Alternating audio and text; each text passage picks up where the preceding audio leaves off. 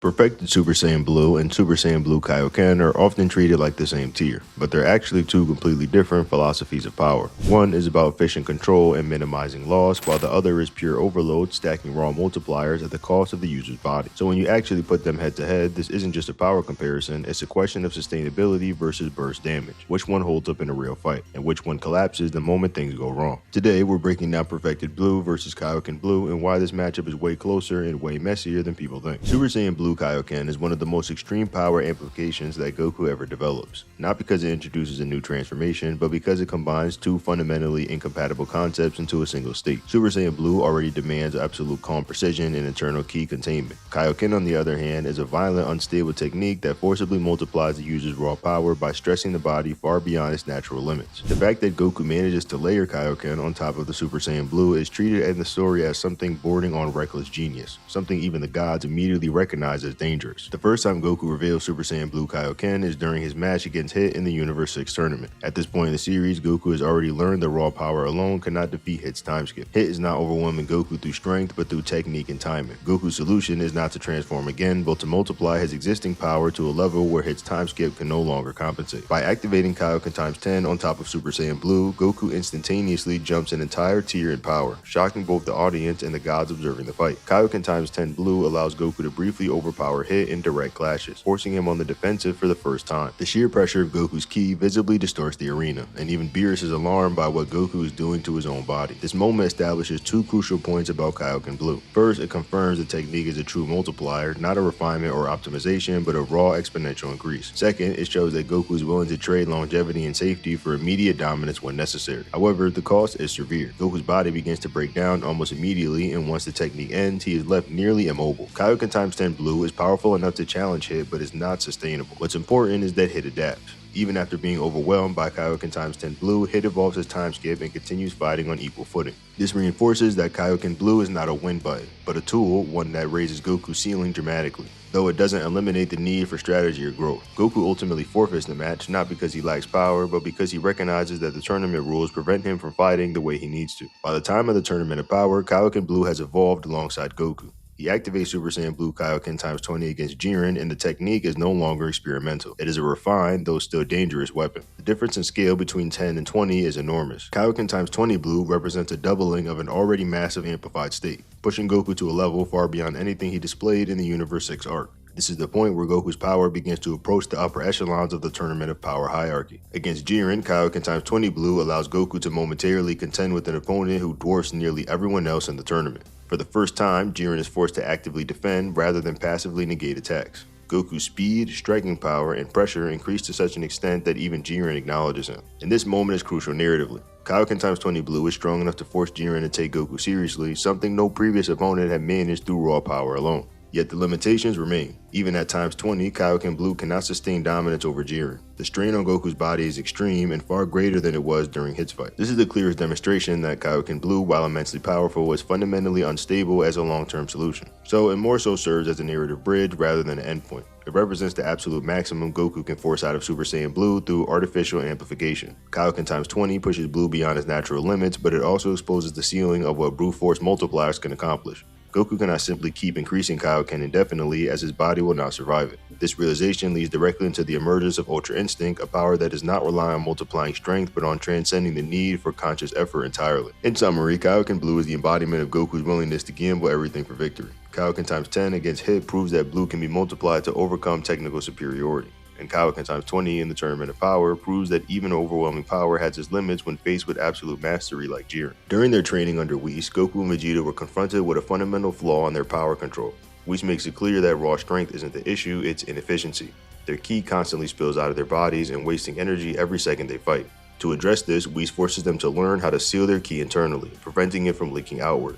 And this training is what ultimately gives them their first real insight into Super Saiyan Blue as a concept. However, Goku doesn't stop at simply reducing the problem. Instead of accepting ki leakage as a limitation of the form, Goku finds a way to nearly eliminate it altogether. This refinement leads to what fans call Perfected Super Saiyan Blue, a state where ki is fully contained, stabilized, and continuously maintained at maximum output. Vegeta himself explains the danger of this process. If the user's concentration slips even slightly, the suppressed ki violently erupts and damages the body far more than the normal exhaustion would. This is also why standard Super Saiyan Blue has such a short, effective lifespan in combat. Because the ki is constantly bleeding away, the user can only sustain peak output briefly before their power collapses. By perfecting the form, Goku removes that bottleneck entirely. For the first time, he can operate at full strength without an artificial time limit. Once Goku achieves this refined blue state, the difference is immediate. He's able to clash evenly with Fusamasu, the same opponent who previously forced Goku and Vegeta into fusion just to survive. That alone tells us the jump in power is massive. However, despite the name, Goku hadn't fully mastered the form yet. Much like his early use of Kaioken Blue, he was essentially testing it in live combat without proper conditioning. In the anime, Goku activates Perfected Blue without knowing whether his body can handle it long term. The form demands absolute mental clarity, something Goku notoriously struggles with. Until Ultra Instinct, focus was never his strong suit. As the battle drags on, the strain begins to tear his body apart from the inside, showing that raw power alone isn't enough. Discipline is required to maintain it safely. Realizing his limits, Goku makes a desperate decision, and instead of sustaining the form, he compresses everything into a single decisive move. This moment gives us the clearest look at the ceiling of perfected Super Saiyan Blue. Goku even attempts a Kai, a destruction technique normally reserved for gods of destruction. That alone speaks volumes. Perfected Blue doesn't just amplify Goku's strength, it allows him to wield godly techniques that would otherwise be inaccessible. For a brief instant, Goku nearly erases Fusamasu entirely. The only reason the fight doesn't end there is hesitation. Zamasu exploits Goku's humanity by using Mai as a shield, forcing Goku to pull back at the critical moment. That split second costs him everything, allowing Zamasu to counter and knock out Goku. The failure wasn't due to a lack of power, but it was emotional restraint.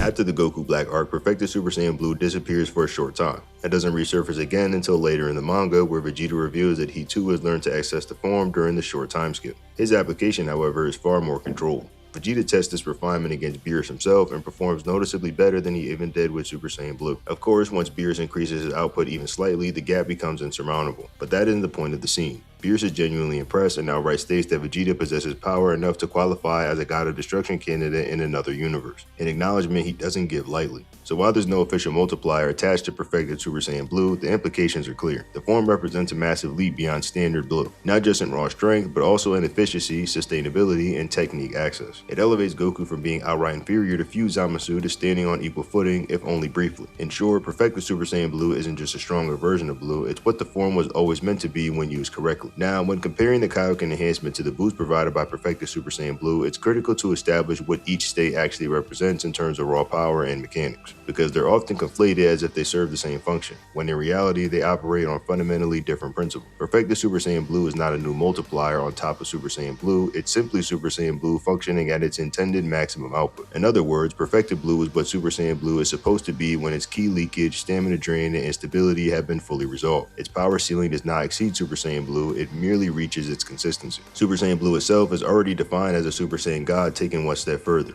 Conceptually and narratively, it is God Ki pushed through Super Saiyan transformation, which strongly implies a traditional Super Saiyan multiplier applied to the divine base. Given how Super Saiyan has historically been treated throughout the franchise, this places Super Saiyan Blue at roughly 50 times the power of Super Saiyan God. Perfected Blue may not raise the multiplier. It simply allows the user to maintain the 50-fold amplification without bleeding energy or collapsing under strain. Though it's also possible that it does inherently make it stronger, and the same could be argued about the yellow Super Saiyan form as well. The perfection is not an additional power, it's perfect efficiency. But I'll let you guys debate that in the comments below. Kaio-Ken, by contrast, is explicitly a true multiplier. When Goku uses Kaio-Ken in conjunction with Super Saiyan Blue, he is stacking an external amplification on top of an already amplified state. Super Saiyan Blue Kaio-Ken times 10, for example, is not just Blue operating more cleanly, it's Blue multiplied tenfold. The distinction alone places Kaioken Enhanced Blue in an entirely different tier from Perfected Blue. One is optimization and the other is exponential escalation. What makes this even more important is the fact that Kaioken Blue does not require Super Saiyan Blue to be mastered in order to function.